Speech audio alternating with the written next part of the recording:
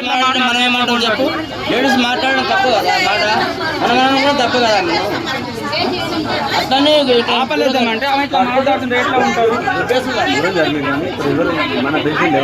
దేశంలో ఇవ్వలేరు ఆమె, ఆమె ఎవరు లేరు.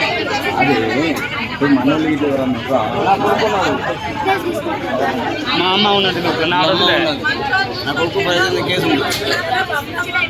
వైద్య సిబ్బందిపై దాడులు, వైద్య సిబ్బందిపై దాడులు.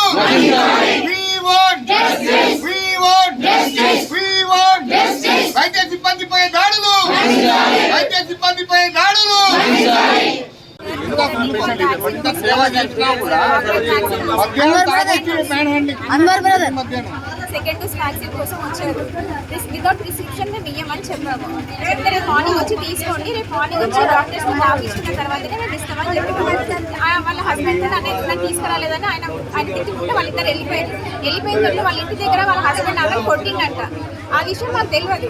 కొట్టుకున్నారు, వచ్చి నువ్వు డైరెక్ట్గా వచ్చి నన్ను ఇంకా అటాక్ చేసింది. నేను కూర్చున్న తర్వాత అక్కడ కూర్చున్న మేము, నువ్వు ఎవరు అసలు, నా హస్బెండ్కి నీకు ఏం రిలేషన్ ఉంది, నువ్వు ఆయన 5 minutes అన్నావు, నన్ను రేపు రమ్మన్నావు అని అంటే నేను 5 minutes ఎందుకు అడిగినానంటే మా కో సిస్టర్స్ని అడిగి అసలు ఏంటి ఆ పేషెంట్ గురించి అడుగు, వ్యాక్సిన్ గురించి అడిగి కనుగొందామని నేను 5 minutes అన్నాను. దాని గురించి మా హస్బెండ్ నీకు 5 minutes అన్నావు, నన్ను రేపు రమ్మన్నావు, నీకు మా హస్బెండ్కి ఏం లింక్ ఉందని చెప్పి మాట్లాడుతుంది. మాట్లాడడం అటాక్ చేస్తుంది, కొట్టింది.